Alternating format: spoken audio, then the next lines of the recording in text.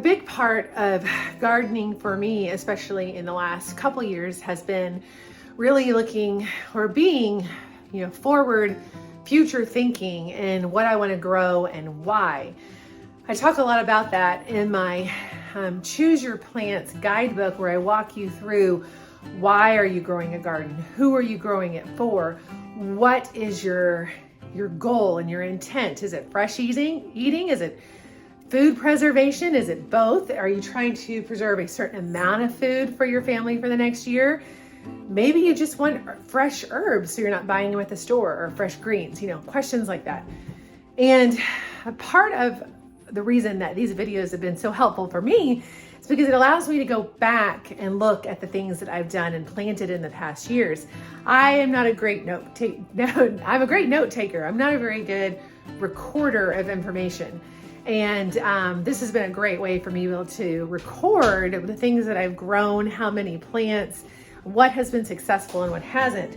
So one of the things that I'm really thinking of, that I've already thought of and I'm still thinking about as I'm looking forward to this garden season, is what have we really utilized well? What did we not grow enough of? What did we grow and preserve too much of?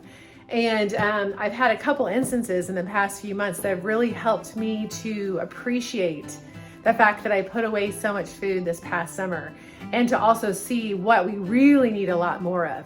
We lost power, when was that? Back in January or February for like 4 days. And we were able to tap into our reserves, our meat birds that we had harvested, and a lot of the food that I set aside and preserved in the freezer and in the pantry, and my dehydrated foods. So that was a really great experience to really figure out, what has made the most sense to put away, right?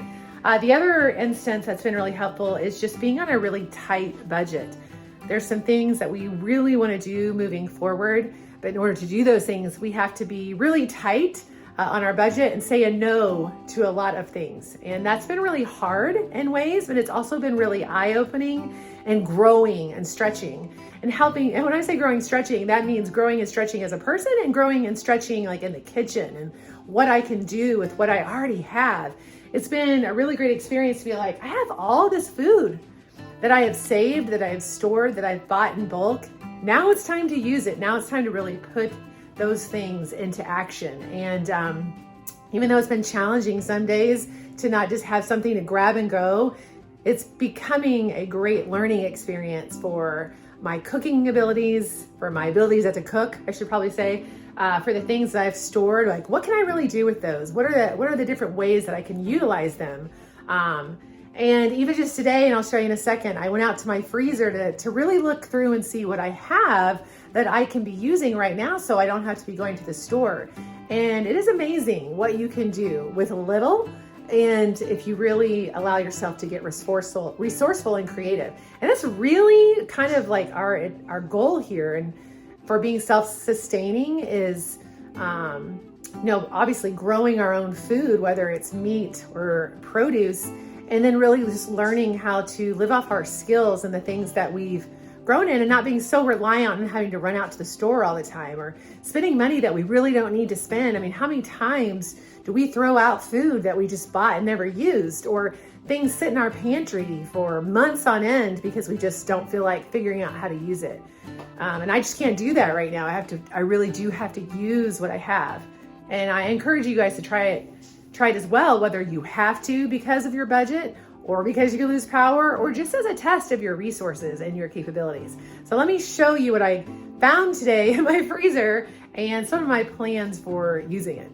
Now, I probably have just as much of this still left in my big freezer outside, but I knew specifically some things that I was going out to get, but it was really good just to be reminded how many things I stored away. Now, I do have things in my pantry, obviously, and things in my dehydrated storage, but this is frozen foods that I can be using right now to make things that we can eat without having to go to the store. I have tons of these chopped green and yellow and red bell peppers that I stored away that I can use in all kinds of soups and sautés and all kinds of things. So I'm gonna bring those inside. I stored a bunch of zucchini, whether it was chopped and sliced zucchini or shredded zucchini. So I'm gonna bring these in. We can put these in soups. Zucchini is a great fruit that you can use in so many different ways because it takes on the flavor of other foods. So we're gonna try to be really creative and resourceful with some zucchini this week. And what else did I bring in? I don't even know what this is. I think this is some sort of soup or pesto that I made that I forgot about. So I'm literally bringing this in to defrost and figure out what I can do with it. So surprise food here that I didn't label for some reason. And then the main reason I went outside was to get all these tomatoes because we have officially gone through our tomato stash. I think I have one container of sauce left, and that was awesome. We stored so many tomatoes for pizza sauce and Cajun sauce and Mexican sauce and Italian sauce. And so now I'm bringing all these in. I'm gonna put them in my big roaster pan and roast them down to make some more sauce. So obviously I've got lots of yellow tomatoes that in the past I've made curries with, and yellow tomato jam, which is one of our favorites. But I'm probably gonna be using a lot of these to make a mixture of green, red, and yellow tomato sauce so I can just utilize this. I also found some flour, which is hilarious because we are low on flour right now. And I had forgotten that I had stored these away as extra.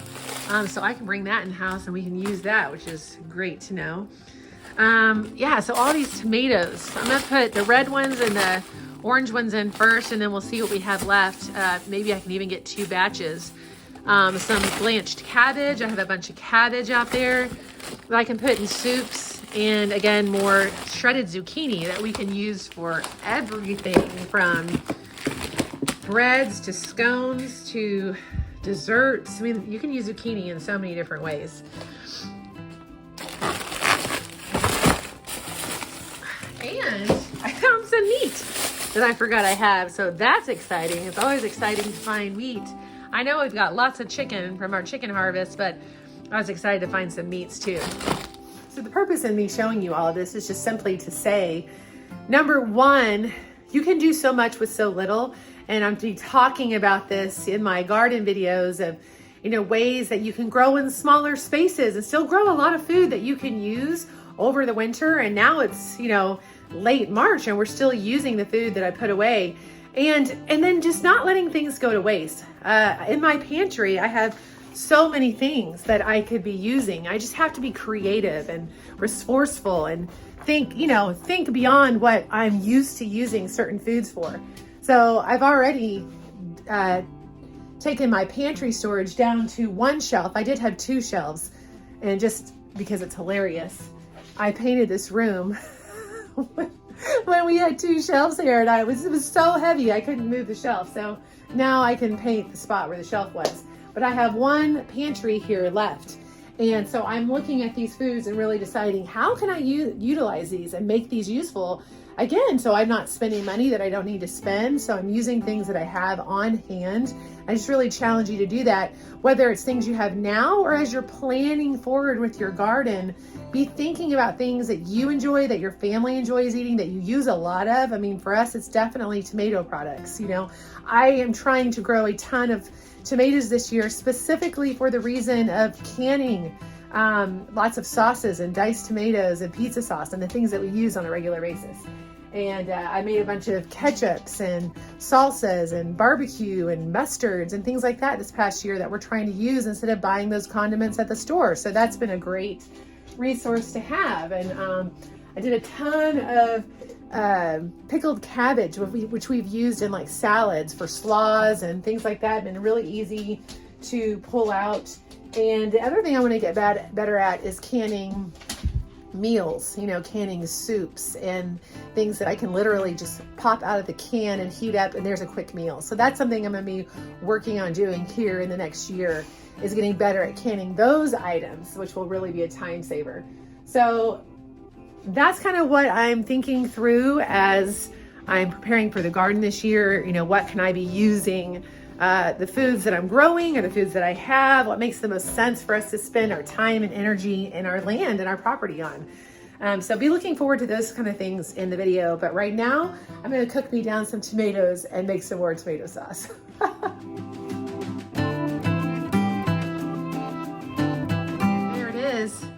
beautiful just like that. I should definitely take a picture. One hot tip for you as you're thinking about tomato plants. I know a lot of people, including myself, have thought, well, I'm just going to grow canning tomatoes because that's my purpose, right? To can. The one thing I would say to that is you can get a much more robust flavor from your tomato products when you have a variety of tomatoes that you're using for your sauces. Now, your sweeter tomatoes are going to have less acidity to them, and then you may have to adjust for that by adding some lemon juice or vinegar or something like that to your product. But for the most part, just having a nice variety of different kinds of tomatoes that you will use for whatever you're making your different sauces, including your paste tomatoes and your Roma tomatoes to really help thicken that up. It just gives you a really just amazing flavor. I personally prefer to grow a variety of tomatoes that I can not only enjoy individually, but also in a combination like this where their flavors will really meld together to make something super interesting. Yes, you may have to cook it a little bit longer, but in the end, you have such a great product. So that's kind of my hot tip for you. If you want to be super simple and grow, 1 or 2 or 3 varieties of canning tomatoes, go for it. But I think it's super fun to grow different varieties, to taste them, to really figure out what you like, what works for you, and to also just put them together to make a really interesting flavor combination all together. And that's what we're doing here.